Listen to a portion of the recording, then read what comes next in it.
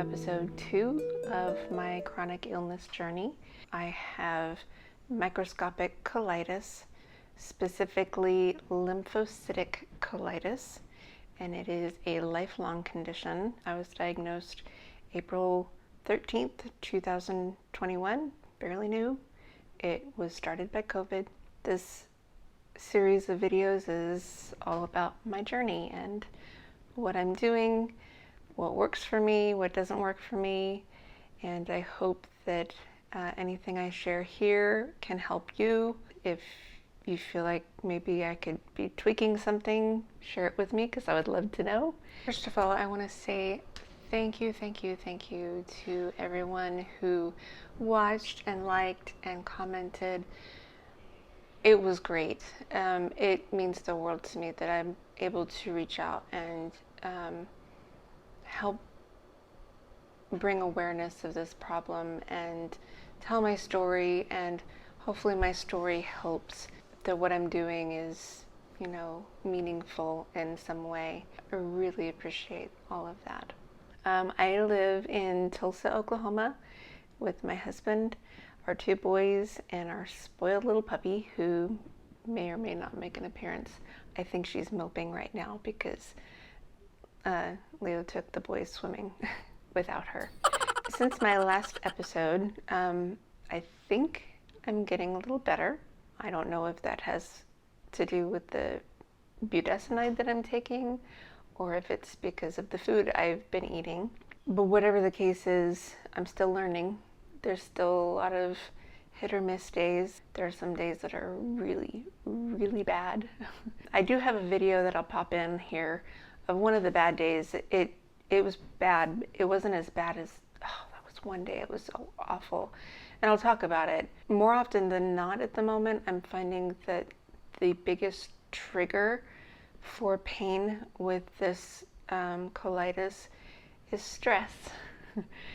There was a point where there's a Facebook page that a group that I'm part of, and in this group it's all about wellness, and taking care of yourself, self-care, that sort of thing, and which is great, and that's part of the reason I've joined it. One of the other members in this group made it, like one of those chart posts about, eating healthy, about diet and whether you're dying to diet, that sort of thing, or if it's just a way of eating.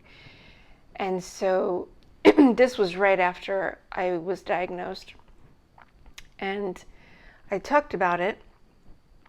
I commented on it saying, because I actually agreed with everything in the post, it wasn't anything specific about a certain way of eating.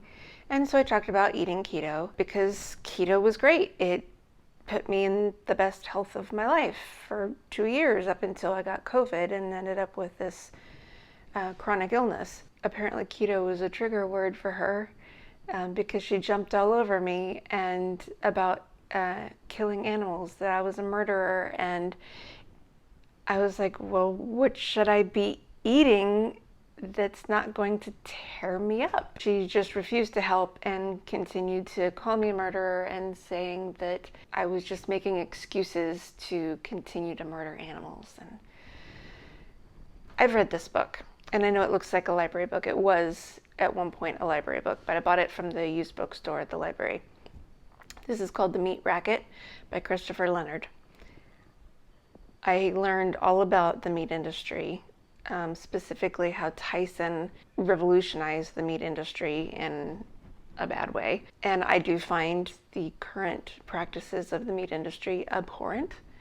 So I, on purpose, search out a place where I could buy fully grass-fed beef, forested pork, pastured chicken, very, very natural meats. Not only is it good for the animals, but it's also healthier. But also the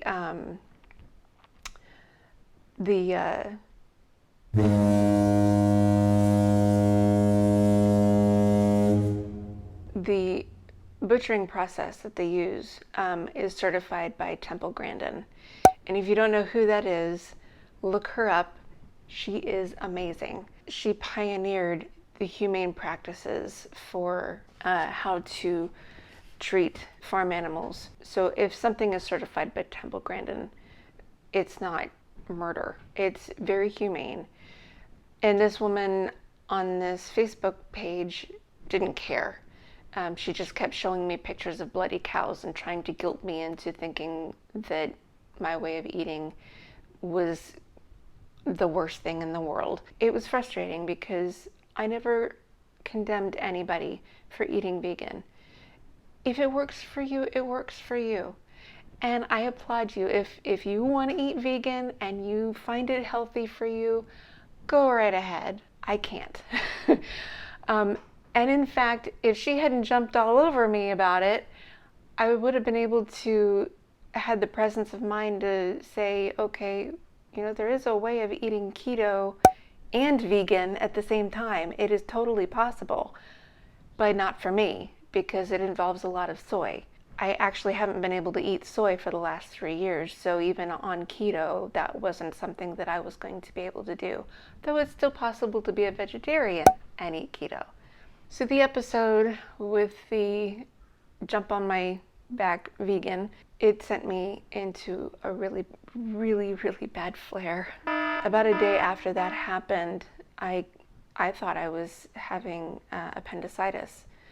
I had intense pain in my belly. I should have gone to the emergency room. It was really, really bad. On a scale of 1 to 10, it was a 9. Tylenol is about the only pain medication I can have right now. And I was in such intense pain, I broke down and I had a couple glasses of whiskey. Little glasses, but it probably equaled, 4 or 5 shots. I'm not a drinker, so I never ordered a shot of whiskey from a bar. So I'm guessing maybe 4 or 5 shots, but I was not going to get to sleep because I was in so much pain. The problem is that whiskey is not healthy for me. It's something else that will inflame the lining of my colon. So fortunately, that was a one-time deal. I did have another flare from stress, but it wasn't as bad. I didn't need the whiskey for this one. So this other flare, I'm going to insert a video here because I did record myself during the flare. So I said that I would record on a bad day. Today's just stressful, and stress doesn't help. And I'm not feeling well. I feel like I'm coming down with the flu, but I'm probably not because I always feel like I'm coming down with the flu when I'm starting to flare a bit. Getting stressed out, trying to figure out what to eat. I had decided on just going full carnivore based on what I'm seeing in some science that I'm looking at. There's this one fellow that I met in a Facebook group, a carnivore Facebook group. And, bless him, I know he means well, but he's adamant that I need to eliminate beef, fatty beef, and liver and all of that and just stick to chicken. The other thing is that the information from the Microscopic Colitis group, the support forum, says some people are sensitive to chicken. So I had already placed an order from the ranch I get my meat from, and I did not include chicken because you're not supposed to have eggs or dairy. And I just thought I would eliminate chicken just for safety's sake. But he says that I should be eating chicken because it will help with the diarrhea. And that's a whole other thing, is trying to listen to all these different ideas on what's best to eat versus what my body's doing. Right after my colonoscopy, I spent 16 days with no bowel movement. I'm losing my voice. With no bowel movement at all for 16 days. And I didn't have any extra pain. When he was telling me this thing about the chicken, I'm like, well, I wasn't having a bowel movement, so I started eating the fatty beef. And then it was weird. the 16 days with no bowel movement at all. And then when it started up again, I had to go 3 times. So it was diarrhea again. It wasn't watery, but it was loose and just not normal. It's just right now the stress of trying to figure out what to eat is hard. It's also at the end of the school year. I bought Depends, and I put one in a Ziploc bag to keep in my purse for emergencies. So I'm like, okay, well, I seem to be under control at the moment, so I'm going to take the boys out so they can get off the stupid video games. William didn't have any assignments today because there's only, a week and a couple of days left of school. So he basically played video games all day long. Charlie had a science test, and I was going to take the boys to the park after he was done with his test, and he was still working on it all the way till 4 o'clock in the afternoon, and it turned out he really got stuck on the last question, and by then it was just, I couldn't deny Charlie video games when I let William play video games all day. And it's a constant battle, and it's even worse when I don't feel well, because the whole day I was, researching and trying to figure out what to eat, and by the time Charlie was done with his test, I just started feeling really, really run down and miserable. I haven't changed anything with my diet. I think it's stress.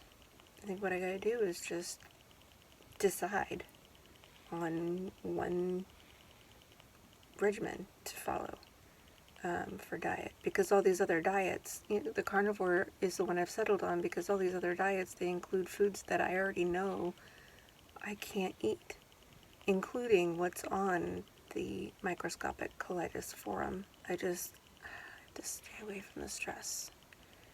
Stop stressing, because that's a big trigger, and I feel lousy because of it. This is why I'm going to have to rethink how I play my music too. Just another stress. I am going to veg out and just watch some TV.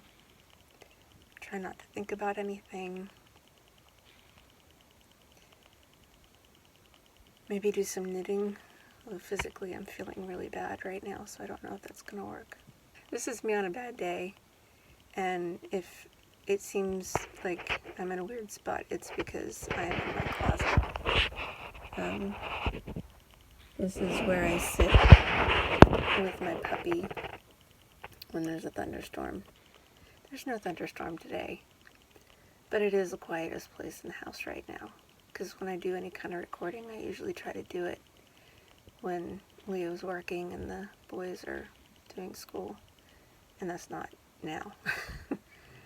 So yes, I'm in the closet. When I go on Facebook groups, so many people have such a wide variety of reactions to different foods, and so not one food is going to help. I'm going to link below to Dr. Barry. He is a keto carnivore doctor, and he's got a whole series of videos on YouTube, and he has one about autoimmune conditions. I just found it really interesting, and so I'm going to give it a try.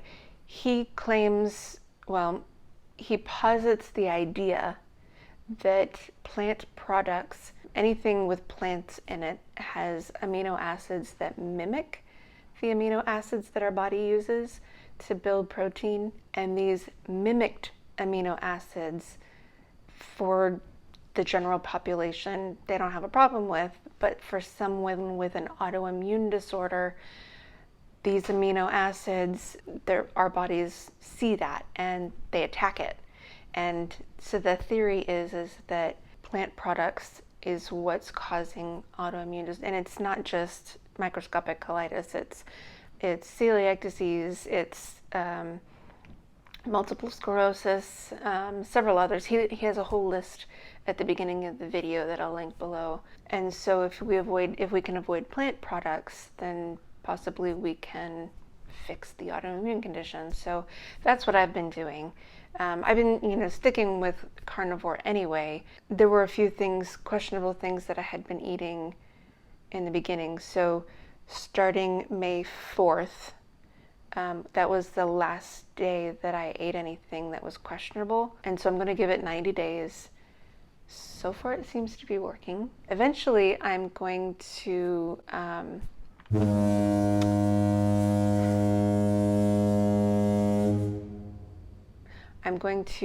start documenting, like making a video of exactly what I eat, like how I cook it, that sort of thing, because it's very different from the standard American diet. I cook with a lot of lard. In fact, I render my own lard. But again, it's forested pork, so very little toxins, lots of healthy fats, lots of great minerals in there. I'll go into more detail about what I'm eating next time. Maybe post a video of how I render lard and make bone broth and, make my regular meals. I even keep a journal of everything I eat every day. I even weigh my food. That's how I kind of figured out the liver might have been affecting me. One of the things that I've kind of understood recently is because I eat a lot of organ meats. Not a lot of organ meats. I eat liver. I eat liver for all the extra vitamins that you don't find in the rest of the meat products. But for a while, I was eating liver every day. And then I decided, well, you don't really need to eat liver every day. Everywhere I'm seeing says once a week, but because I don't eat very much, I figured every other day is fine. And so I would swap liver for salmon so that I could get my omega-3s, because I'm not eating eggs or dairy. So I need to get omega-3s from fish instead. So basically my diet consists of pork, beef, and fish, and salt. And that's it. Literally, that is all I eat. So I was eating liver every other day, and the last few days I've been having some nausea, and it was different. It wasn't quite the lymphocytic colitis nausea that I had experienced in the past, and it was right after I ate. When I looked it up, I found out because liver is really, really, really high in vitamin A, if you eat too much vitamin A, you can get nausea. You can have bouts of nausea. If you eat way too much vitamin A, it could be very, there's a fly in here.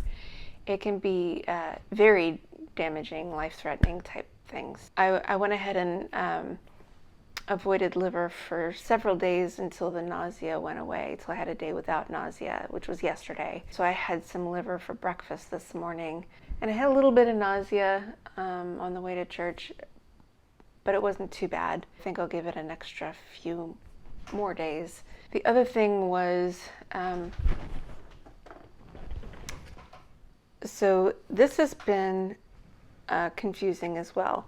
So this is magnesium, which before even my diagnosis, I was trying to avoid things with magnesium in them because magnesium has a natural laxative effect. In the forum for microscopic colitis, it says that most people are deficient in magnesium, and everywhere else says most people are deficient in magnesium. And so in the forum, they recommended this one, the Doctor's Best brand, and it's a powder, and they recommended that you spread the dosage over the course of a day. I didn't even take a full dosage, I took a half. I don't know that it did anything. Like, my diarrhea started getting better, and so I don't think this really had a detrimental effect on me.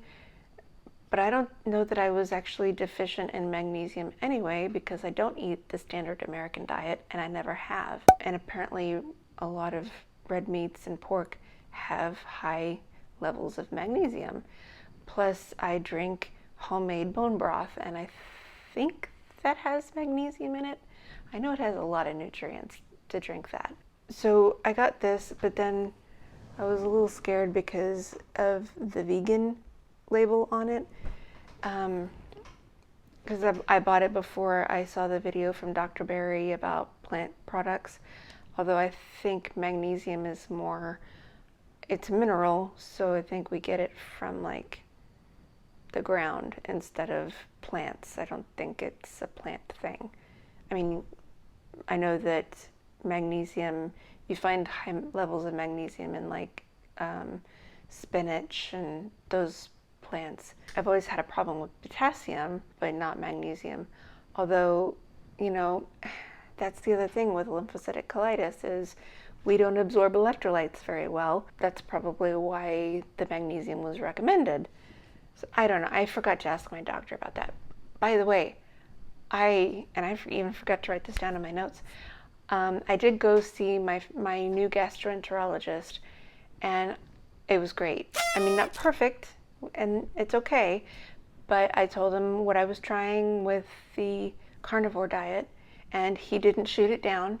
He listened to me openly. He did say that he doesn't recommend any specific diet. You know, he doesn't subscribe to diets religiously. He tries to dissuade people from adhering to a diet as if it were a religion. And I actually agree with that, you know. So I'm going to do this for 90 days, see if it helps me, and then start trying to maybe reincorporate a few things. First thing is going to be chicken. And if it doesn't work, then I'm just going to not do it. Yeah, so there's a lot of confusion. I got really stressed out about, you know, having someone else tell me what I should be eating versus what I'd already decided on. I basically figured out that I just needed to pick a path and don't let anybody talk me out of anything else for a while. So that's what I'm doing. Stress is not fun with this thing. It's not just emotional stress, it's also physical stress. The other day, my husband was trimming some branches off of our tree because he's frustrated that it's May and the pool is still too cold to swim in. But he had to rent a giant ladder and he needed help, so all four of us were carrying the ladder in and out of the backyard. And even though it was all four of us, it was just very heavy and it wipes me out. If I can, I try to get him to come with me to Costco to buy food, not for me, but for them. Pushing the cart through Costco once it gets heavy is difficult. And I can't. I mean, I can do it, but it's hard. It's really hard. And I move so slow. And so there's this psychological stress of I'm in the way of other people. So no physical stress and no mental stress. I have to be as very relaxed and chill as possible until I can hopefully figure out the food problem. Once I figure out my food problem, I'm gonna do more physical stress, take more walks and see how fast I can go, see how far I can push myself, which will not be far. That's why I think this carnivore is working for me, because I'm doing maybe 1 or 2 a day. They're still not great. I still have, I had to buy flushable wipes because it's not fun having to wipe yourself with toilet paper 4 or 5 times a visit to the bathroom. It's almost like having a baby in diapers again. You know, I bought a pack of diapers and wet wipes.